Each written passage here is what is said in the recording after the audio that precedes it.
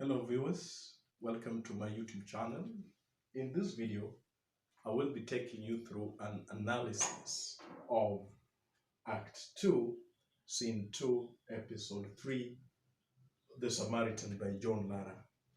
And in this Scene 2, I deliberately divided it into three parts. That is the first part where Miss Narin converses with Nicole. Then secondly, when the mayor, Monsieur Atunya, enters and speaks to Nicole as well as Nari. So this is the last part of this scene, where now Mosi or Atunya tries his tact on Nicole for Nicole to withdraw or delete some of the accusations that have been leveled against him in the Samaritan act, believing that Nicole has that power. So briefly on the plot,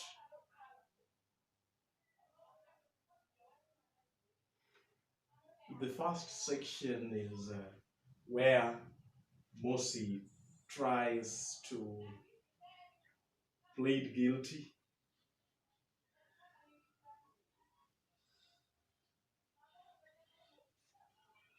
and ask for forgiveness.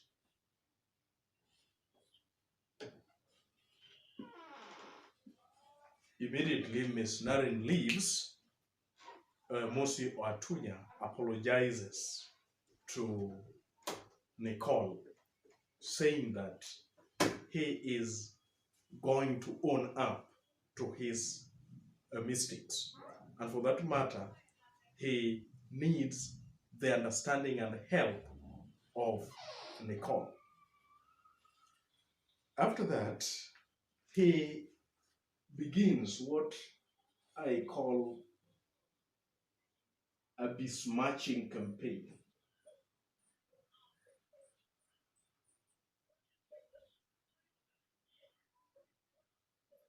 And the campaign is trying to show in bad light his colleagues at the Maracas municipality.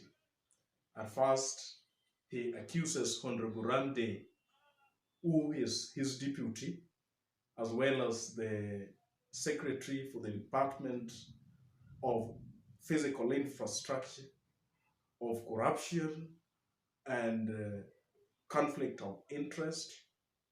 Again, he moves to Honorable Teddy King, who is the secretary, health and environment. And using flashback, he tells us that Honorable Ted at some point was someone who was just a DJ at the night's club, where he used to pirate other people's music and makes loud noises for the people in the society. Again, he has also been accused of counts of corruption.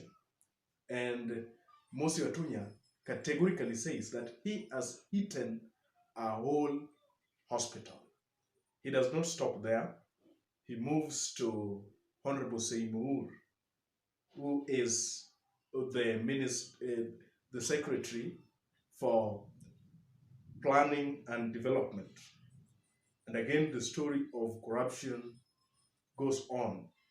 At this point, he even says that Honorable Seymour is responsible for mysterious disappearance of persons, as he has a black swan gun which shoot people.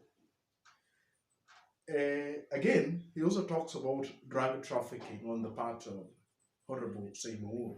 Then he finishes with the judge, Justice Ian Jordan, who he claims hawks justice like cabbages. And all along, he tries to avoid Nicole's question that with all the this crime and criminal practices going on in the Maracas municipality? Given that the buck stops with him, why has he not prosecuted his colleagues? A question that he is unable to handle sustainably. And basically, that is the plot of what is there in the third episode of this scene 2. Just a little bit of the plot that I was leaving out at the end when he realizes that Nicole is not going to budge to his demands. He now resorts to blackmail tactics.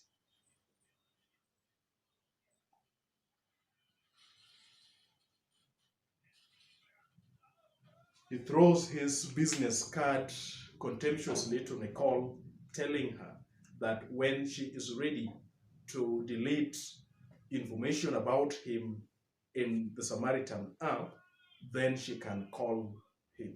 Of which Nicole says that she really is nothing in the old Samaritan enterprise.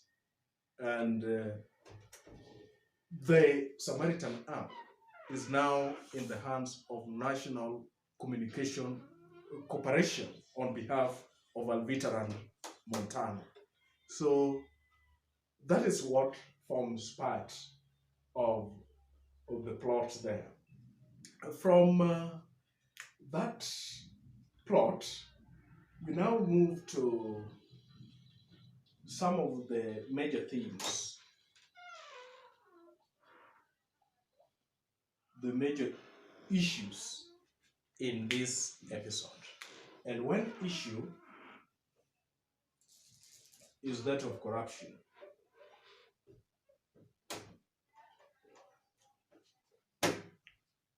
Honorable Ramde, the deputy mayor of Maracas municipality, is accused by Mosi Oatunya of being corrupt. Like, as the line secretary for physical infrastructure, he only hires his friends and close relatives. He hires their companies, and what they do is that they only dig up small section of the road and apply black oil on top. So at the end of the day, the roads in Maracas resemble battlefields that have been detonated by bombs. Again, Honorable Ted King, who is the Secretary, Department of Health and Environment, has also been accused of eating our own hospitals. So there was a bid that was made, and he only hired his companies and the companies that belong to his close relatives, and what they ended up with were just some small offices that resemble cow sheds. That is also corruption. So, apart from that, the mayor himself uses some metaphorical analogy, saying that when, as a leader, when he's given a loaf of bread, and the loaf of bread is given for the people, so he needs to first pick a slice or two or three, then give the rest to the others.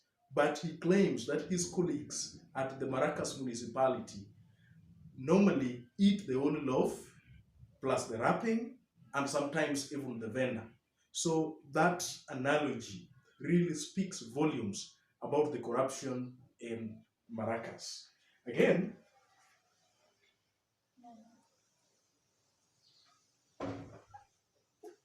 there is the theme of violence, as Mosi Oatunya accuses Honorable Seymour of having a black swan gang which is responsible for the mysterious disappearance of persons and assassination in maracas. So that is violence. And this one adds to the previous information of the various leaders, the mayor and Bembe, who is the Inspector General of Police, having the Red Eagle Network and the Ghetto Boys gang, which they use on top of the police that they have control over.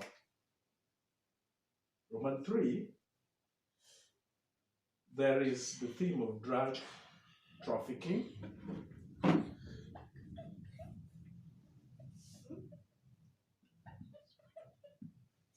Again, Mosi Watunya accuses Seymour of participation in the narcotics trafficking.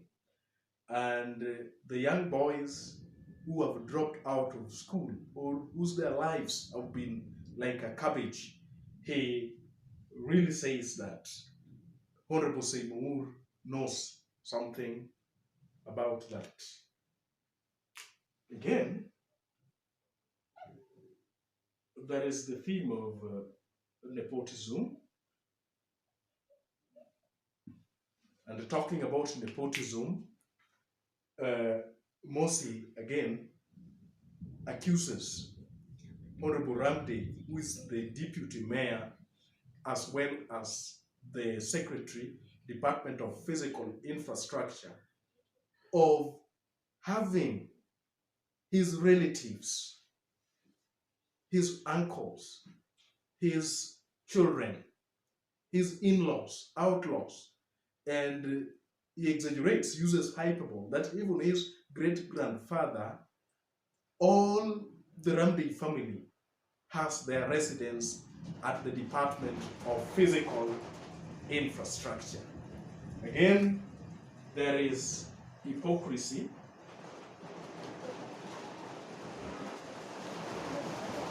Mosi Watunya claims that he is not responsible for the corruption taking place in Maracas municipality.